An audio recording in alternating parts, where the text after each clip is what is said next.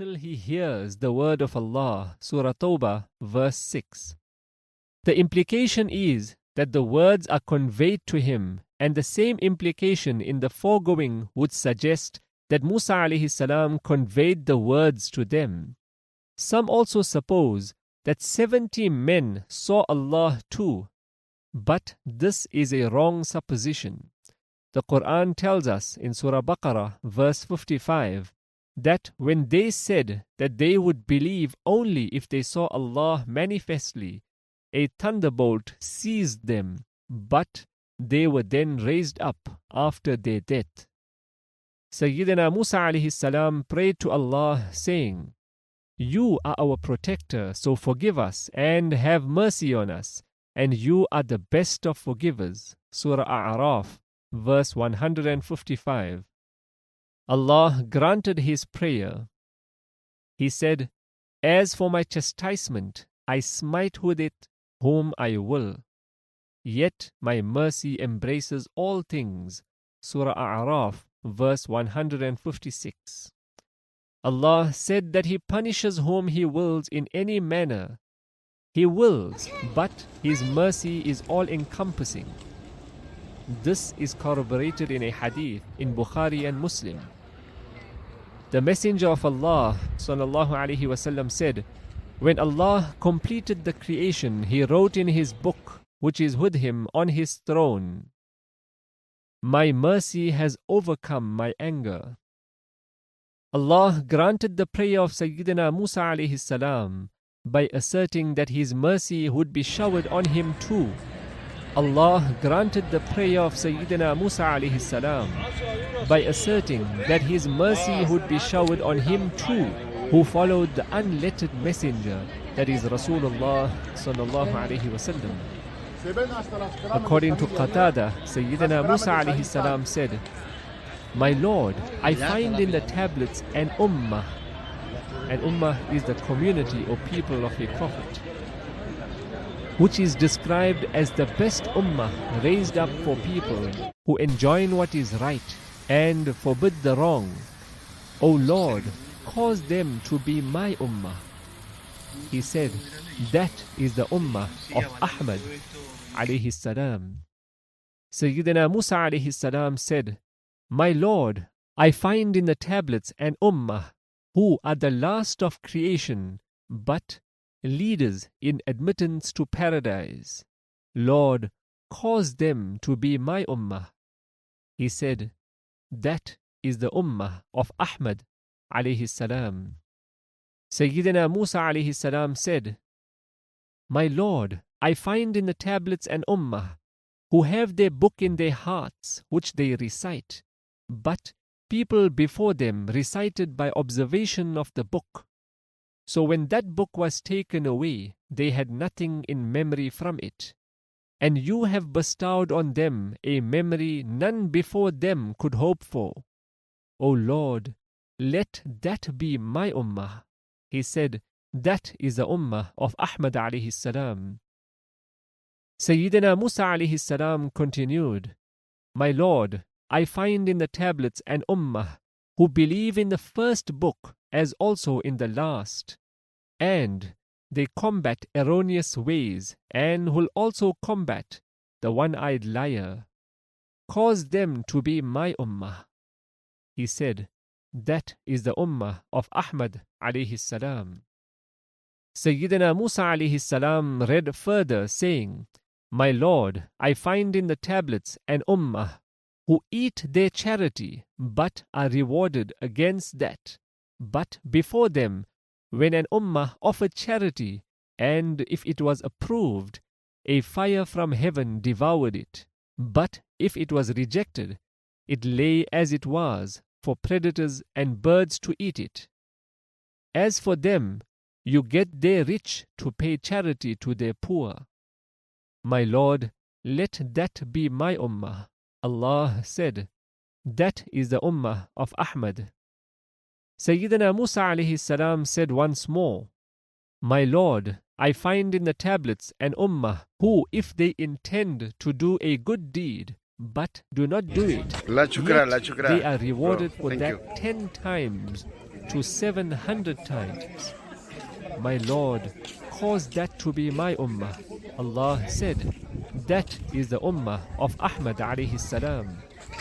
Sayyidina Musa alayhi salam said, my Lord, I find in the tablets an ummah who intercede and whose intercession is granted.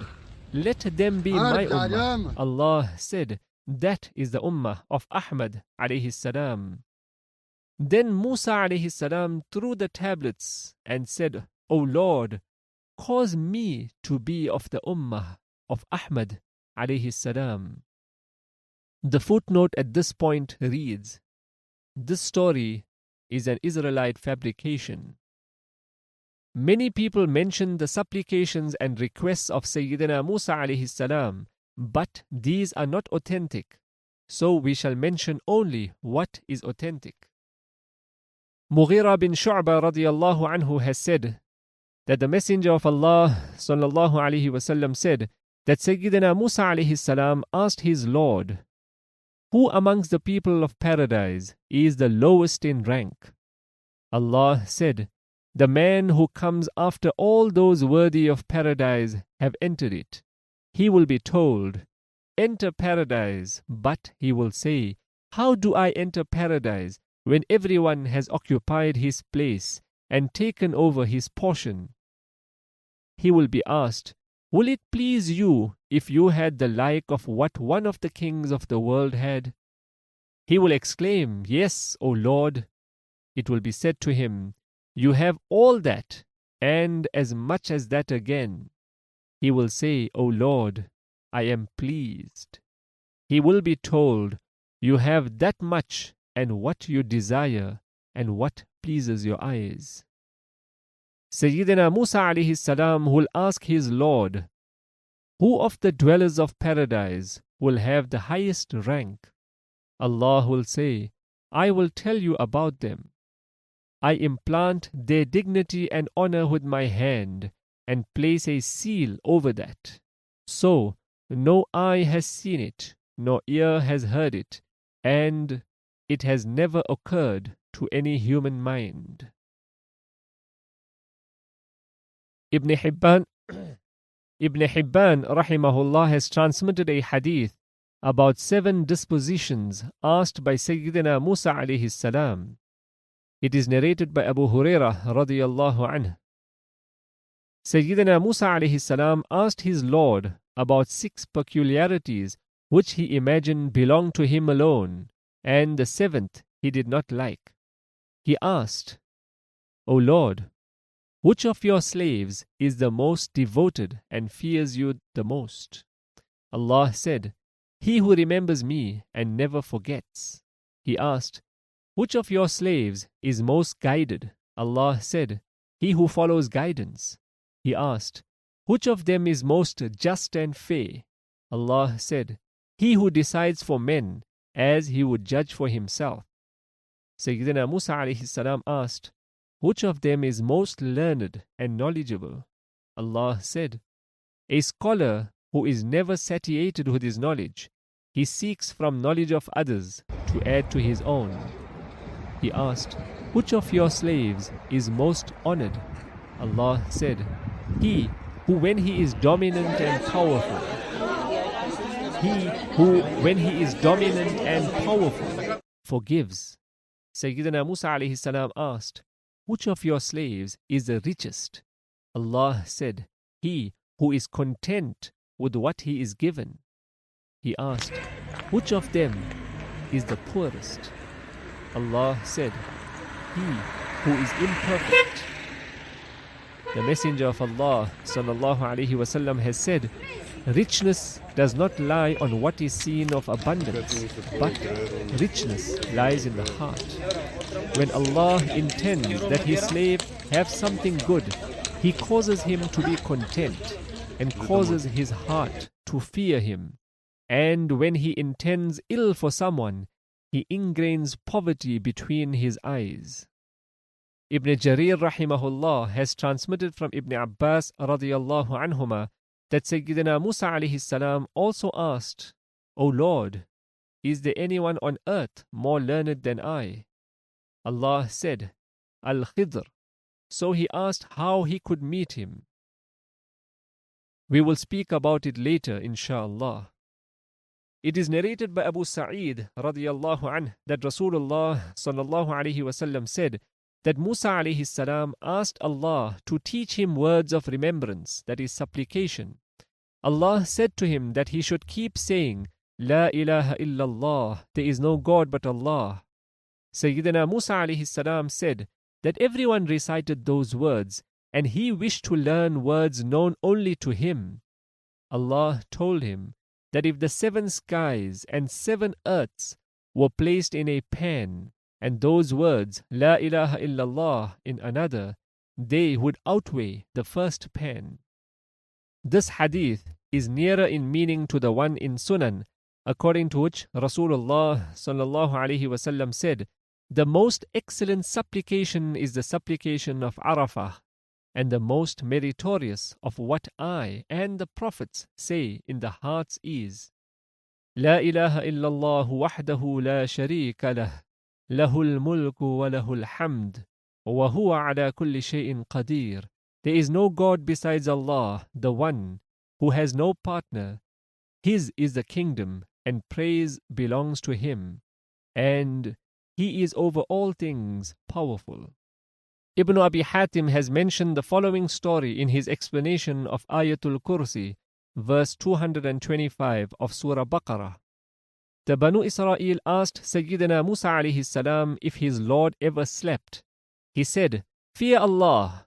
Allah addressed Musa alayhi salam and asked him to take 2 glasses in his hands and keep vigil in the night.